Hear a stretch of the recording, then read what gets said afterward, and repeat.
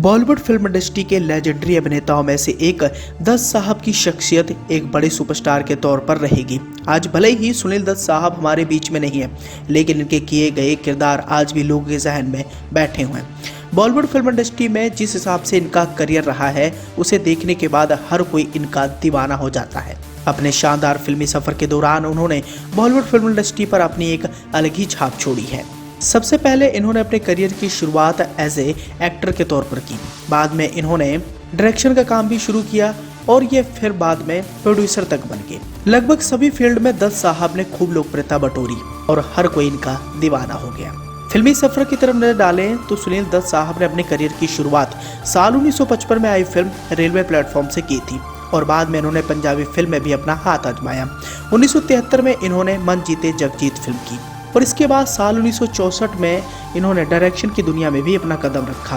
Film यादें इन्होंने direct की, जो कि काफ़ी बड़ी हिट साबित हुई। फिर प्रोड्यूसर बनकर इन्होंने मन का मेत, जो कि साल 1968 में आई थी, इस फिल्म को बना डाला। दत्त साहब की अगर आखिरी फिल्म की बात करें तो लगे रहो मुन्ना भाई, जो कि साल 2006 में आई थी, इनकी आखिरी फिल्म थी।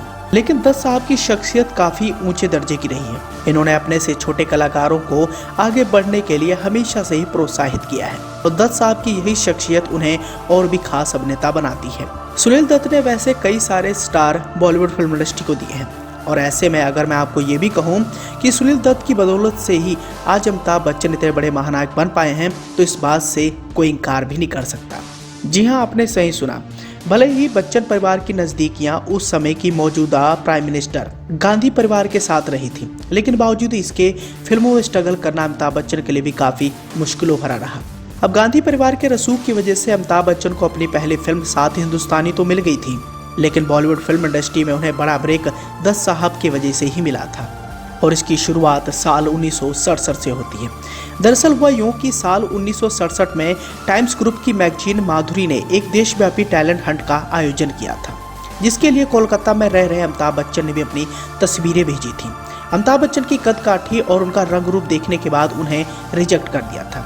यह रिजेक्शन बच्चन फैमिली को इतनी ज़्यादा बुरी लगी थी कि बिग बी की मां तेजी बच्चन इसकी शिकायत लेकर अपनी दोस्त इंदिरा गांधी तक पहुंच गई, जो उस समय देश की प्रधानमंत्री हुआ करती थी। अब इंदिरा गांधी ने इस मामले में सीधे हस्तक्षेप करना उचित नहीं समझा और बताया जाता है कि उन्होंने अभिनेत्री नरगिस को फोन कर मामले को देखने को कहा। बताया जाता है कि प्रधानमंत्री होने के नाते अगर सीधे तौर पर अमिताभ बच्चन को लेकर वो कोई बड़ा फैसला लेती तो उनके शख्सियत पर बुरा असर पड़ता, लेकिन वहीं दूसरी ओर नरगिस भी इस मामले में क्या कर सकती थी, वो भी बेबस थी। उन्होंने इंदिरा गांधी से कहा कि अगर तेजी जी का बेटा फिल्मों में काम करना चाहता है तो उन्हें मुंबई भेज दें, वो उनकी मदद करेंगे। इस तरह अमिताभ बच्चन कोलकाता से मुंबई आ गए। अब अमिताभ बच्चन मुंबई तो आ गए थे और मुंबई में अमिताभ बच्चन को काम दिलवाने की जिम्मेदारी अब दत्त परिवार की थी।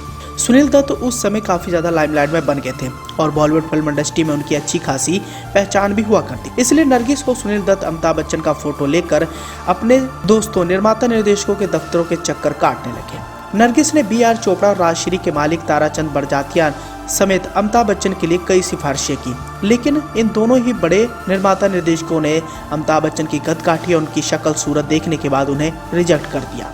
अब इतनी रिजेक्शन देखने के बाद अमिताभ बच्चन तो मायूस थे ही, उनसे ज़्यादा मायूस थी नरगिस। एक तो देश के पीएम का प्रेशर और दूसरा उनकी अपनी निजी साख भी दांव पर लगी हुई थी।